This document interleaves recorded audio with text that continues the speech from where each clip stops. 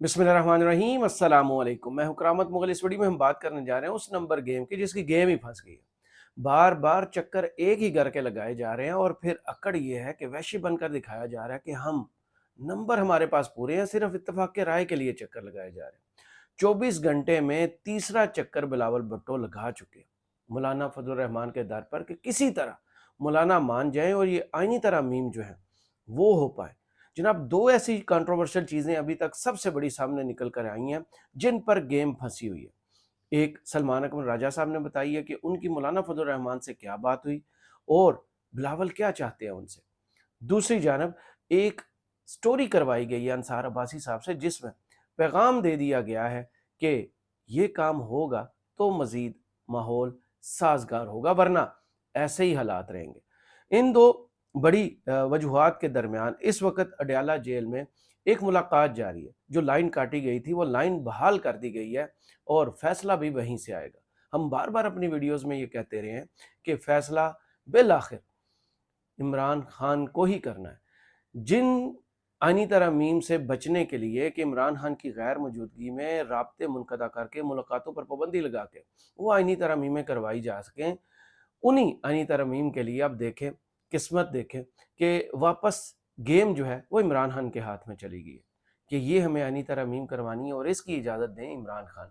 तो देखते हैं वहाँ से खबर क्या आती है, क्योंकि 5 रुकनी वफ़द जो है वो बिल आखिर इमरान खान के साथ इस वक्त महव गुफ्तगू है, तबादला ख्याल हो रहा है। सलमान अकबर राजा साहब पूरी ब्रीफिंग दे रहे हैं कि ये जो आनी तरमीम है इनमें कौन सी ऐसी चीज़ है जो होनी चाहिए, जो वक्त की ज़रूरत है, और कौन सी ऐसी चीज़ है जिस पर हमें पीछे रहना चाहिए, ना करनी चाहिए, मुखालफत करनी चाहिए।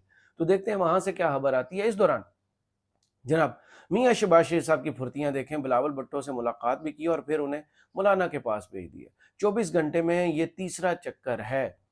तीसरा चक्कर बिलावल भुट्टो जो कल कह रहे थे कि वो बहुत हो चुका, अपोजिशन के साथ बहुत बात कर चुके, बहुत कंप्रोमाइज़ कर चुके, अब उन्हें नवाज शरीफ और उनसे जितने भी जुड़े हुए लोग हैं उनके नंबर तोड़कर वैशी अक्सरियत हासिल करना पड़ेगी।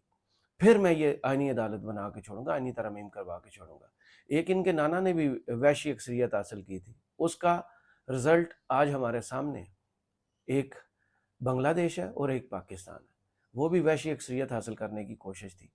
उसके बाद अब ये उनके नवासे जो हैं वो वैशी अक्सरियत हासिल करना चाहते हैं और इस कौम से शायद पता नहीं कुछ चीज़ रह गई है जिसका बदला लेना है। जनाब, इस दौरान जो वज़ीर आज़म है मुलाकात करके उन्होंने पैगाम भेजा और मेरे ख्याल में मायूसी हुई है, क्योंकि वहाँ पर सरदार अख्तर मैंगल हैरानकुन तौर पर उसी घर में मौजूद थे और कहने वाले कहते हैं कि ये बड़े तज्जुब की बात है कि सरदार अख्तर मैंगल दुबई से अचानक यहाँ पर पहुँच गए हैं, जो बार बार ये कह रहे थे कि मेरे सेनेटर्स के घरों पर छापे मारे जा रहे हैं, उनको अगवा किया जा रहा है, बल्कि अगवा कर चुके हैं।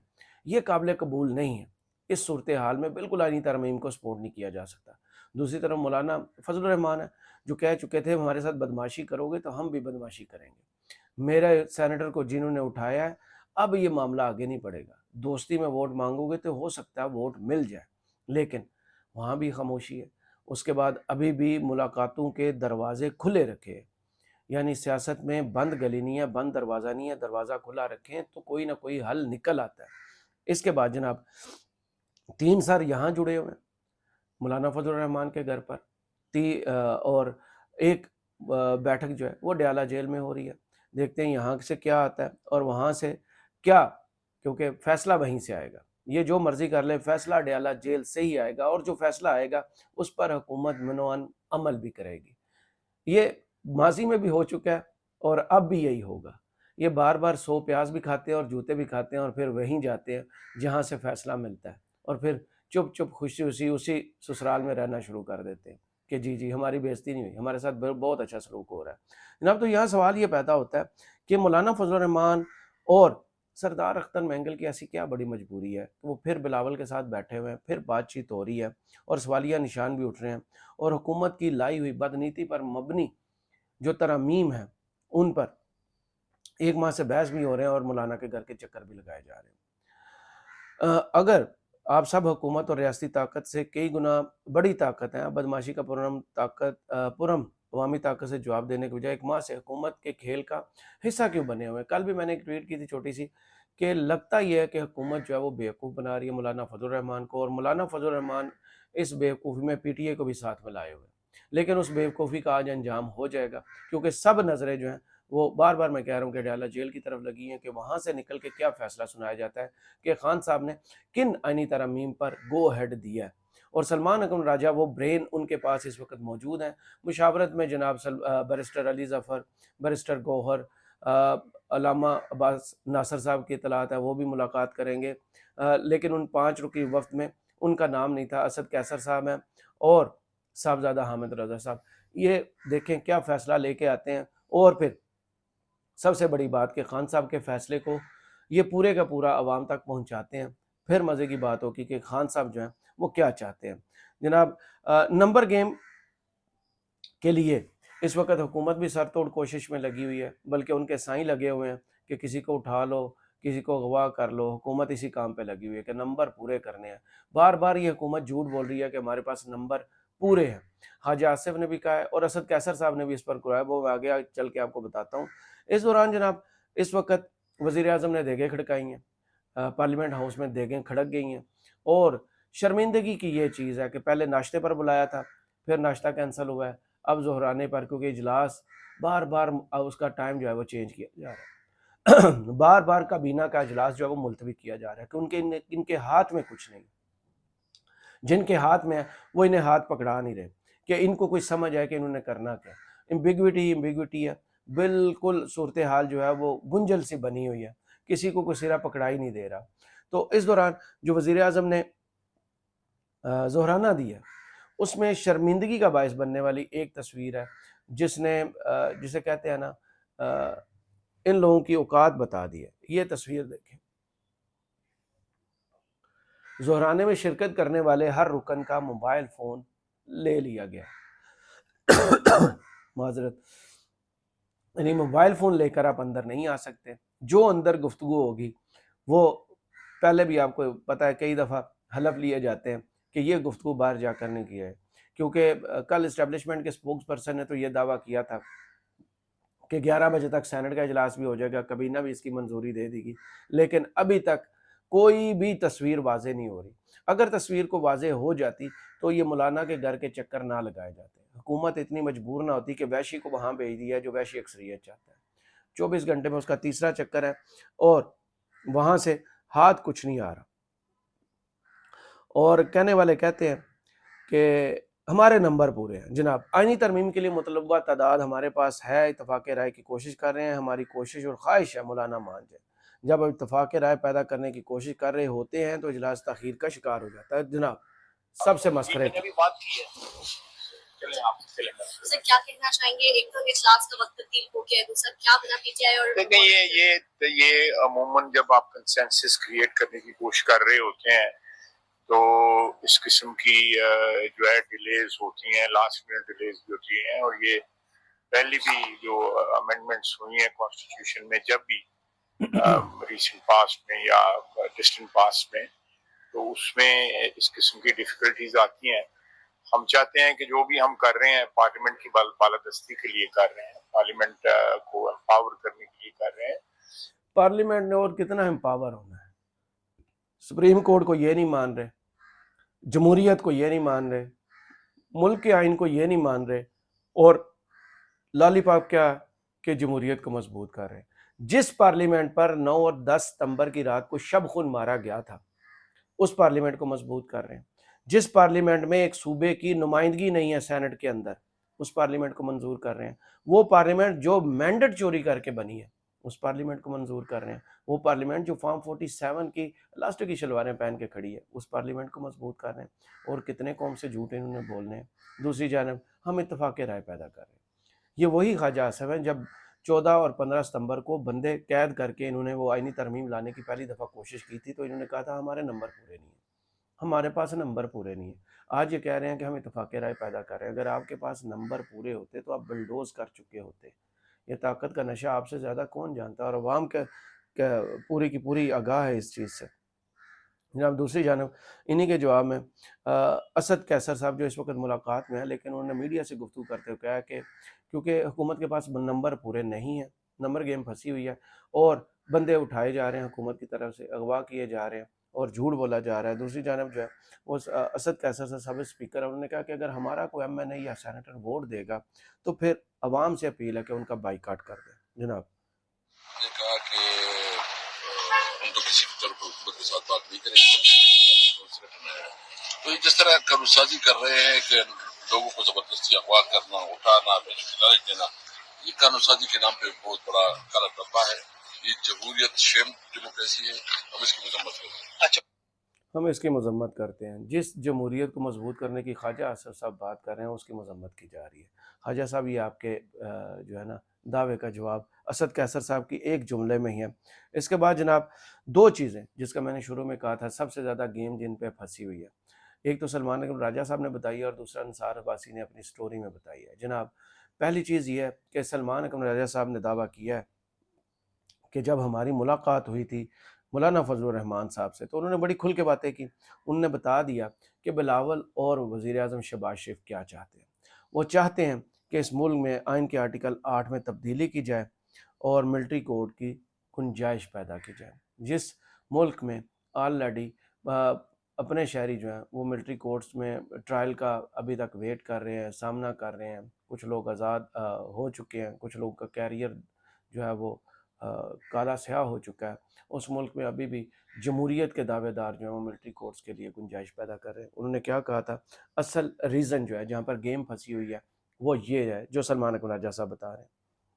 کل رات جب ہم مولانا کے گھر سے اٹھے 12:15 بجے، ہمارے اٹھنے کے بعد 3 ساڑھے 3 بجے تک وہاں میٹنگز چلتی رہیں۔ بلاول صاحب آئے، پرائم منسٹر صاحب وہاں پہ آئے اور ہمیں یہ بتایا گیا کہ ایک دفعہ پھر تقاضا ہوا کہ آئین کا جو آرٹیکل 8 ہے اس میں تبدیلی کی جائے، جو بنیادی حقوق کے حوالے سے ایک قدغن ہے کہ پارلیمان بنیادی حقوق سے متصادم قانون سازی نہیں کر سکتی، اس میں گنجائش پیدا کی جائے ملٹری کورٹس کی۔ تو وہ مولانا نے بہت پرعزم اور ایک واضح سٹینڈ لیا کہ یہ ہم بالکل نہیں ہونے دیں گے۔ ہم یہ وہ جمہوریت ہے جو خواجہ صاحب کہہ رہے تھے نا، ہمیں جمہوریت چاہیے۔ جو شخص الیکشن نہیں جیت سکتا، جو الیکشن سائیوں کے کہنے پر پارلیمنٹ پہنچتا ہے، ان کے کارپٹ پر اڑ کر آتا ہے، وہ شخص کہہ رہا ہے کہ اس ملک میں ہم نے جمہوریت کو مضبوط کرنا ہے۔ جمہوریت مضبوط ہوگی جناب جب ملٹری کورٹس ہوں گی، اور اس کے علاوہ جب اب ایک ادارہ جو بچا ہوا ہے جو اپنے سسٹم کے تحت چل رہا ہے، جہاں پر کبھی کنٹروورسی نہیں آتی کہ یہ چیف جسٹس بنانا ہے، یہ نہیں بنانا، اور اب جب سے یہ حکومت آئی ہے پچھلے 2 سال میں اس ادارے کو بھی آنکھیں دکھائی جا رہی ہیں، اس کا بازو مروڑا جا رہا ہے، وہاں تقسیم پیدا کی جا رہی ہے۔ وہ اپنی مرضی کے جو چیف جسٹس ہے وہ تو اب جا رہے ہیں، اور ان کے بعد جو چیف جسٹس ہیں ان سے ڈر ہے کہ وہ الیکشن کھول دیں گے، اور ان کے بعد والے بھی ایسے ہی ہیں، منیب صاحب بھی، وہ بھی الیکشن کو ایسے نہیں جانے دیں گے، وہ بھی آئین اور قانون کے پابند ہیں۔ تو وہاں سے اتنی زیادہ مخالفت کی وجہ سے اب حکومت نے پلان بنایا تھا کہ ہم ان آئینی ترامیم میں ایک شک لے آتے ہیں کہ یہ جو ججوں کی چیف جسٹس کی تعیناتی ہے وہاں 3 سینئرز کی ایک لسٹ بنائی جائے اور ایک خصوصی کمیٹی بنائی جائے، وہاں بیٹھ کر یسو پنجوہار کبوتر نہیں، وہ جو کھیلتے تھے نا بچپن میں وہ انگلی سے کہ یہ والا بندہ چن لیا آنکھیں بند کر کے، تو اس نام پر انگلی رکھنے کے بجائے واضح طور پر اب سارے اشارے جو ہیں سٹوریز کروائی جا رہی ہیں کہ اگلے چیف جسٹس جو ہیں ممکنہ طور پر وہ یحییٰ آفریدی صاحب ہوں گے، اور اگر یحییٰ آفریدی صاحب کو اپنی 5.5 سال کی جاب زیادہ عزیز ہوئی تو وہ ریکیوز کر دیں گے، اور پھر ہما جو ہے وہ امین الدین صاحب کے سر پر بیٹھے گا۔ جناب پلان کیا ہے؟ یہ انصار عباسی صاحب نے جو سٹوری کی ہے بلکہ انہوں نے کروائی ہے۔ موجودہ چیف جسٹس قاضی فائز عیسیٰ کی ریٹائرمنٹ کے بعد چیف جسٹس کے عہدے کے لیے جن 3 سینئر ترین ججوں کے نام پر غور کیا جا رہا ہے ان میں جسٹس منصور، جسٹس منیب اور جسٹس یحییٰ آفریدی شامل ہیں۔ حالیہ دنوں میں جب عدالت عظمیٰ کے ججز بہت زیادہ حد تک منقسم ہیں، جسٹس آفریدی غیر متنازع اور غیر جانبدار ہیں۔ آئین میں مجوزہ ترامیم میں کہا گیا ہے کہ چیف جسٹس آف پاکستان کا تقرر خصوصی پارلیمانی کمیٹی کی سفارش پر سپریم کورٹ کے 3 سینئر ترین ججز میں سے کیا جائے گا۔ اگر یہ آپ ان کو ہی مانتے ہیں تو ان کا مخصوص نشستوں میں اضافی نوٹ پڑا ہوا ہے کہ پی ٹی آئی جو ہے وہ پارلیمانی پارٹی بھی ہے، سیاسی پارٹی بھی ہے، اور مخصوص نشستوں پر ان کا حق ہے۔ تو حکومت یہاں کیا کرے گی؟ یہ تو یہاں بھی پھنس جائیں گے کہ ان کے آلریڈی لکھ کے دیا ہوا ہے، پھر الیکشن کمیشن انہیں کیا جواب دے گا کہ مخصوص نشستیں پی ٹی آئی کو دینی ہے نہیں دینی۔ تو دیکھتے ہیں آگے چل کر جناب بڑوں کی سٹوری۔ اس مقصد کے لیے تشکیل دی گئی کمیٹی کے لیے نامزد جج کا نام وزیر اعظم کو بھیجے گی नामजद जज का नाम वज़ीर आज़म को भेजेगी और फिर इसकी मंजूरी सदर मुमलकत से ली जाएगी। माशाअल्लाह। अगर और ज़हन में रखिएगा इस मुल्क के वज़ीर आज़म जो हैं शहबाज शरीफ हैं और सदर जो हैं वो आसफ़ अली ज़रदारी है, वो करेंगे ये सारा कुछ। अगर नामज़द करदा जज का नाम मुस्तरद किया जाएगा तो उस सूरत में कमेटी के ज़रिए अगले सीनियर तरीन जज के नाम पर गौर किया जाएगा ताकि वक्त ये कि चीफ जस्टिस ऑफ पाकिस्तान का तकर्रर ना हो पाए। तो जो सिस्टम चल रहा है वहाँ से हुकूमत को मसला क्या है? अगर जस्टिस मंसूर अली शाह साहब बन जाएंगे तो तकलीफ़ क्या है?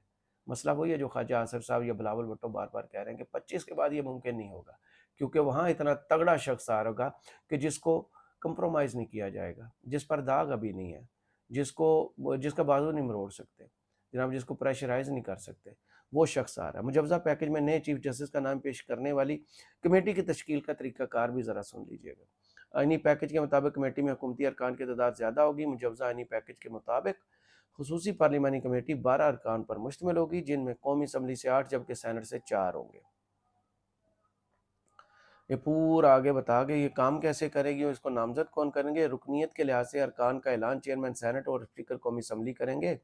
आइनी पैकेज में ये भी कहा गया है कि अपनी कुल रुकनीत की अक्सरियत से चीफ जस्टिस ऑफ पाकिस्तान की रिटायरमेंट से 14 रोज़ कबल ने नामजद करदा जज करा वज़ीर आज़म को भेजेगी। लेकिन ये इस दफ़ा नहीं होगा। इस दफ़ा क्या होगा?